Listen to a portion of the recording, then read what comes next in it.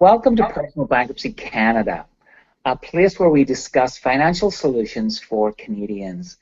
I'm Stephen Joyce. I'm the co-founder of Personal Bankruptcy Canada.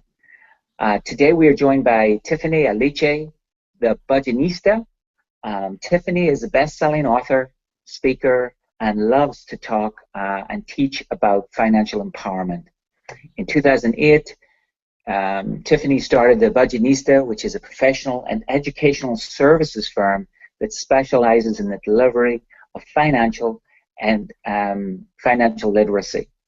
Among her many accomplishments, Tiffany also blogs about personal finance for the Huffington Post. And Tiffany's book, The 1 Week Budget, is a bestseller at Amazon and the top of 2 categories, so it must be a very good book. So go get it. Thanks for joining us, Tiffany. You know, we receive lots of emails from people asking us all sorts of questions about debt and how to deal with it. Would you mind if I bounced a few of them off you? Sure, of course. Awesome. So we have a question here. Can I get out of debt without finding an additional source of income? That's actually a great and common question, and yes, you can. And everything usually begins with a budget when it comes to your money. So first things first, you're going to have to try to figure out where there's some excess in your budget. I know you might be thinking there's never any excess, but you begin with a simple budget where you list everything that you spend money on, from groceries to entertainment to bills and utilities, everything. Even those things that you don't pay technically as bills. And then once you see your list, you add up how much everything on that list costs you monthly and subtract it from what you take home from whatever current income you have monthly. So you want to get a monthly picture of come in and go out, right? Okay. And so that's your basic budget. And if you are spending more than what's coming in, then you need to make some changes. You might say, you know what? I'm not going to have lunch at work anymore. I'm going to bring lunch. Maybe if you have television, cable. I'm not sure. Do they have cable in Canada? Yeah. Okay.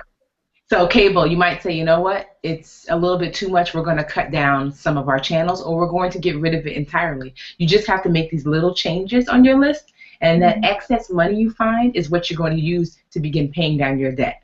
Sounds good. And some of those $5 lattes can fairly pile up in terms of overall monthly expenditure. Because when it comes to debt, you have to you want to list your debt too from lowest to highest. Because you have to see what are you going to focus on when it comes to debt. I believe you focus on the debt with the lowest balance, not the lowest interest rate. Right, okay. So this is my debt pay down plan. It's not something I invented. It's just a plan called the snowball effect. Okay.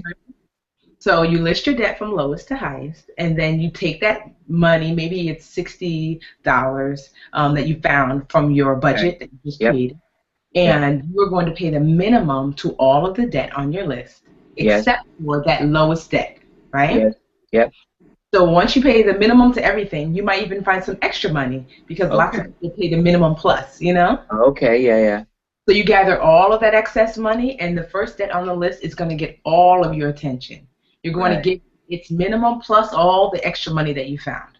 Okay, so that's you're also already addressing one of the other questions we have here, which was, should I save or pay down debt, right? Because what do you think of people who they're trying to do the right thing? So they think, well, I've got these debts, but I should save some money for a rainy day. Well, what about that kind of dilemma? Both saving and paying down debt should happen simultaneously. Because think about it this way. Say if you do pay down all your debt and you're really excited, and then your car breaks down, and you have no savings, what are you going to do? Swipe your credit card. So you're going to get right back into debt. Right, okay. You want to do it simultaneously so you can avoid debt once you get out. Okay. And then we've had some people ask us, should they take money from my savings to pay down debt? So you've really sort of addressed that as well. It's a way of thinking of the same thought. We have another question here. What debt should I pay off first, the highest balance or the highest interest rate? So you basically said aim for the smallest balance. And the reason really being is because debt and money is very emotional. So say if you decide you're going to do that plan where you're going to pay down the lowest balance first, and then once you pay that off, you're going to roll all of that money down to the next debt. Yes. So what will happen is if you pay off the lowest balance first, that means you're going to have early success, and that's going to keep you going, you know? Okay. So it's like, you know, someone says they want to lose weight. The first day, if you try to run 10 miles, you're not going to go out the next day. Yes, if you just take 2 blocks, you get early success and you keep going. Yeah, no, that makes total sense. So there's a strong psychological aspect to this, is keeping yourself motivated around the task and not trying to bite off too much. Exactly. Because then you could get demotivated early on. Very quickly. That's really good. So I've got some. This seems a good question because this one's occurred to me in the past when I was younger. Should I invest or pay down debt? You should be doing both. So depending on what you're going to invest in, you want to make sure that your debt, say your interest rate is something ridiculous like 30%. Yes, and your investments are yielding you 5%. Well, actually, you're making more money by paying off the debt. Yeah, right. So the investment, whatever you're going to invest in, should be yielding you more of an interest rate than whatever you're paying down in debt, or you should be more heavy on paying down debt. So get your calculator right and work out what it is that you're likely to end up with. Yeah, that's very good. So the final question here is, what are the steps to paying down debt? So I guess maybe you've touched on lots of them, but if you were to say summarize that into a few simple steps that people could use as a way to get started, what would be some of the basic steps then? First, create your budget.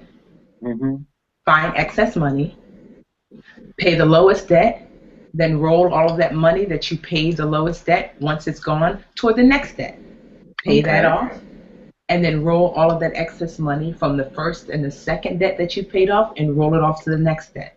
And those are the steps to paying down debt. Budget, find excess money, then snowball your debt. Okay, so well, this sounds like really good advice, and I know that you are an expert in your own right. Tiffany, is there some resources at your website that people could access?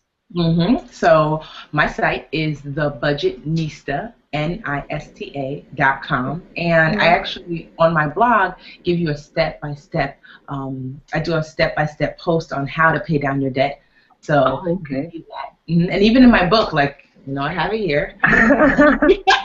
Even in my book. No, can we see that again? Yes. I wasn't quick enough. You've never seen it. No, it says so this is a 1 week budget. Yeah. And so if you ever see this is my symbol, the $B. Yes. For Budgetnista. And if so in the book, the last chapter of the book is actually a debt and credit chapter where I really go into how to pay off your debt.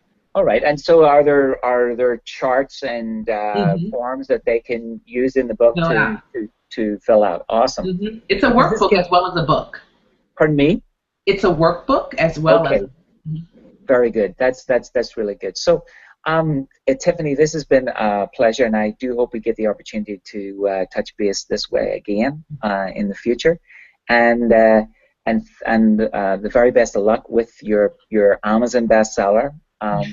And with your posting, your blogging at the Huffington Post. This is the Stephen Joyce Personal Bankruptcy Canada. You can access resources at our site at personalbankruptcycanada.ca.